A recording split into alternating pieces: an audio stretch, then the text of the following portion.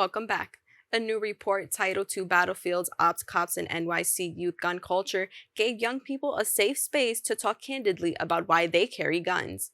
This study of more than 100 young people in Crown Heights, Brooklyn, identifies their fear for their own lives, for their loved ones, as well as the overwhelming factor behind their decision to carry a gun. Before we meet our guests, let's take a look at a clip about this report. Opps is a lingo that we use for opposition in the street, right? Which means enemy. And cops is like they are an enemy in such way that our youth who speak about them in our study view them as. Particularly following the murder of George Floyd and some of the things in the summer of 2020, we've really tried to reframe and expand how we're thinking about public safety and what public safety means. The information that people are working with, particularly things around how guns work within cultural context, how guns fit into the overall fabric of people's lives, is just missing. The only way really to understand how young people are interfacing with weapons as a starting point is to start talking to them.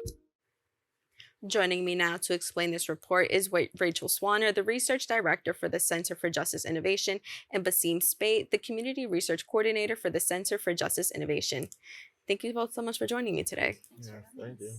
So, Rachel, to start off, can you just tell our viewers about the Center for Justice Innovation and the work that you do? Sure. The Center for Justice Innovation is a nonprofit organization that's over 25 years old that is uniquely positioned because we work in and with the criminal legal system actors and with and in communities impacted by the criminal legal system. And we work around safety and justice issues.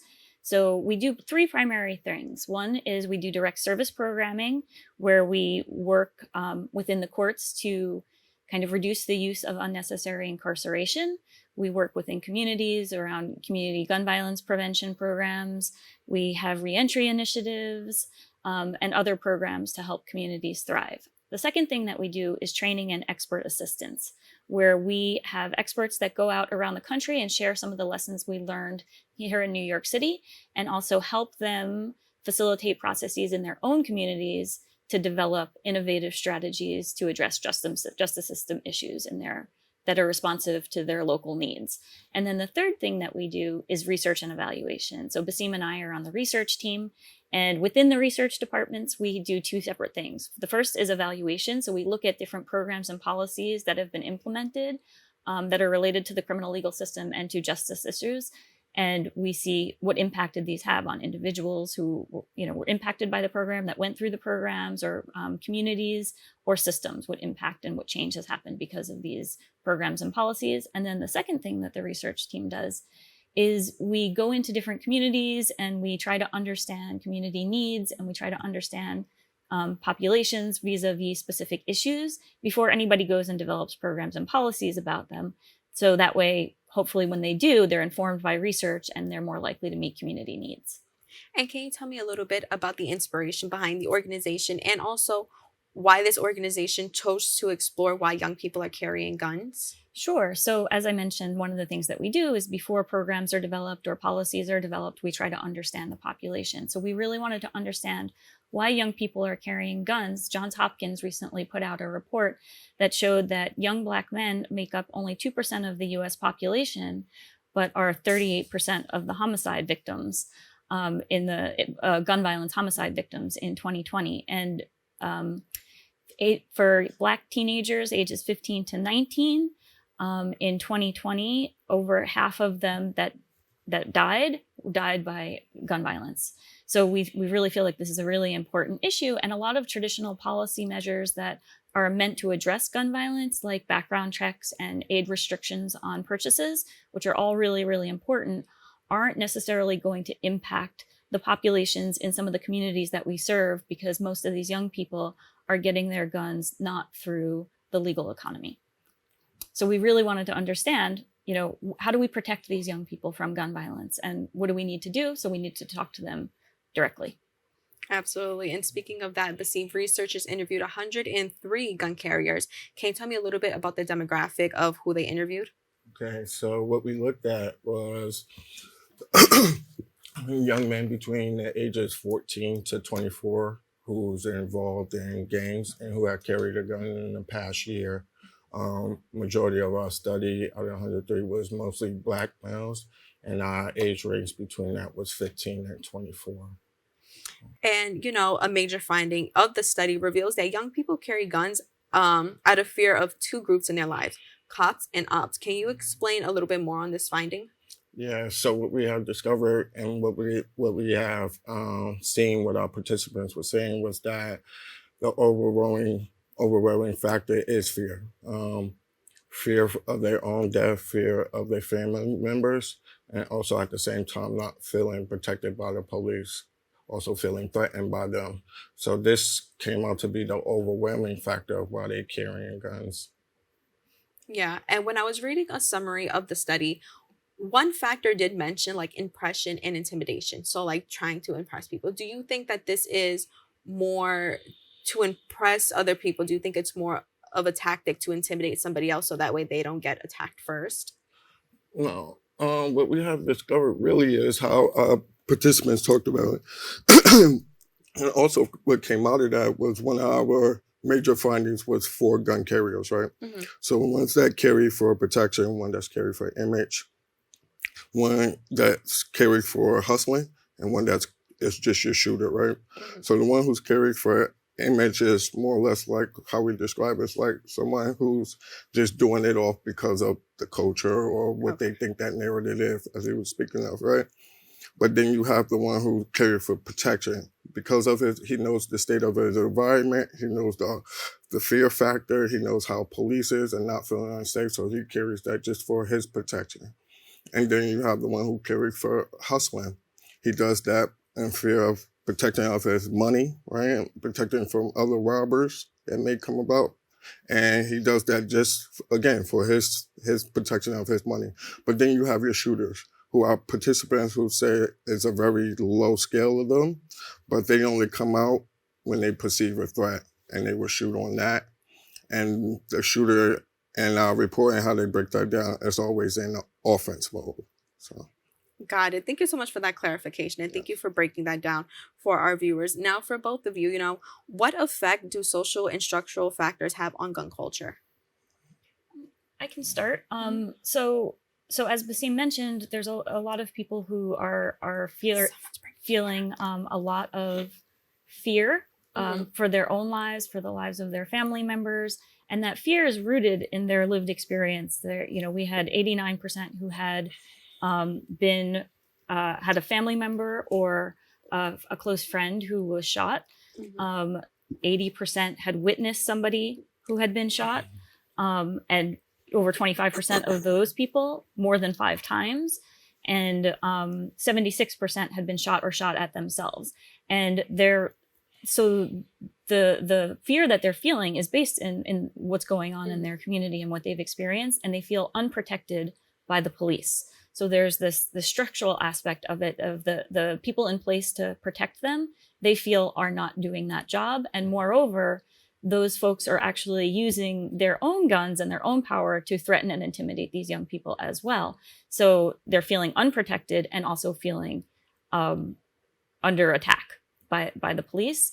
And then Basaime also mentioned some of the gun carriers carrying their guns because of hustles. And so a lot of our participants are experiencing poverty. And because of that, they feel like they need to make money in other ways. They don't have access to the legal economy.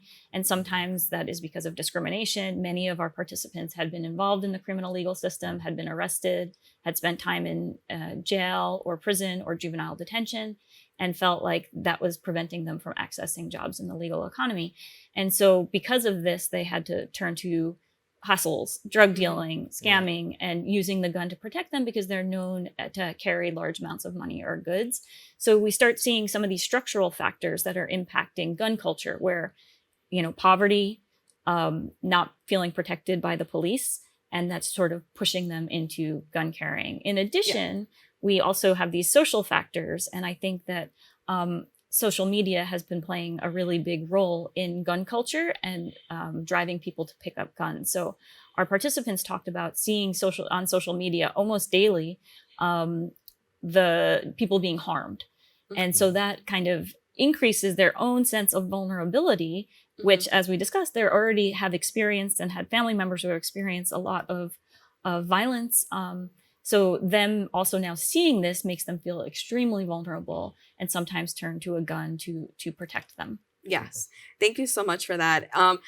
We have so little time and so much knowledge to fill, so sorry. I didn't want to cut you off. But Basaime, the study also served as an outlet for young members of these communities to speak about their experiences and why they turned to guns. Can you expand a little bit on this? Yes. I think for this report here and the research method that we took was participatory action research. So it allowed guys like me who has the lived experience of the said topic and has the credibility and the respect in the neighborhood to be able to talk with participants. We have like deep, depth relationships over years where participants are able to come in and we teach them research. And those the ones, like what I'm talking about is the ones who we brought on to do interviews, right? The ones who was pulling triggers and who are part of these street networks, right? And bringing them in and taught them research method and research skills and whatnot. And put them out there and let them interview their own neighborhood and their own people where they wouldn't be questioned in a way of about how the culture question these type of things, such as research coming in these neighborhood, asking these different type of questions in the form that they in. A lot of them would suspect that you're snitching or something like that, right? So the reassurance of that and them being vulnerable to be able to tell their stories in this form of research method PAR that allows us to do it, which is different from an academic coming in who don't have the lived experience, who don't have the knowledge of the community and how that mindset works or whatnot. So to gather that information and data to be able to put it out there in a respectful and honest manner. Absolutely. And, we're coming up on 1 minute left in this segment. So to close us out, can you tell us a little bit about what recommendations you would have for policymakers, funders, and community-based violence prevention programs that want to reach and serve the same population that you did in this study? I have one. One from our study is really involving and gaining more relationships of street networks. A lot of participants already have loyalty and trust with these street networks, and most programs that you bring them in, they will like try to separate them from that, which is not a reality because this is their source of protection. This is something that put money in their pocket, put food in their bellies. And this is a street network that has been in this neighborhood for generations. So for me, it's like when programs are coming in, it's best to involve with those decision makers of those street networks, because again, the participants already have that loyalty and trust in them. So if you bring them in and have them part of the research or part of the programming and them giving them valuable information on how the neighborhood is set up and how it's structured, we think that would be more informal and more, gain a more perspective, a greater perspective on the solutions that should be applied there. Perfect. And so, Rachel, just lastly, can you tell me a little bit about where people can go to find more information? Sure. Our website is innovatingjustice.org, and you can find the report right on the front page there now. And yes, so that's it. And we've got Twitter and Instagram, or X and Instagram. You can find us there at InnovJustice. Perfect. I want to thank you both so much for taking the time to speak with us about this study. Thank you so much. Thank you so much for having us. Absolutely. If you would like to read more about this report, please go to the website on the screen below for all the details, and be sure to follow them on social media at Innovating Justice. Before we end, we wanted to take the time to celebrate BronxNet. For 30 amazing years, BronxNet has shone a spotlight on the incredible tapestry of our Bronx community. Through highs and lows, we've been your platform for expression, your mirror, and your bridge to what matters most. As we toast to 30 years of broadcasting that matters, let's continue to amplify voices, embrace diversity, and create a future that's as bright as the Bronx sun. Cheers to BronxNet, your community, your story, your pride. Thank you to the BronxNet team, present and past, for making us what we are today. We look forward to continuing our efforts to serve the people of the community. Now we have come to the end of our show. I'd like to thank all the guests for joining us today and you, the viewers, for tuning in. If you missed any part of today's show, you can catch the recablecast at 5 and 10 p.m. on Optimum Channel 67 and Verizon Fios 33, or watch anytime on the web at bronxnet.org. You can catch a new episode of Open with Darren Jaime on Wednesday and Rena Valentin on Friday. I'm Brittany Aubain, filling in for Kib and Aline, wishing you and your safety and wellness now and always. See you next time.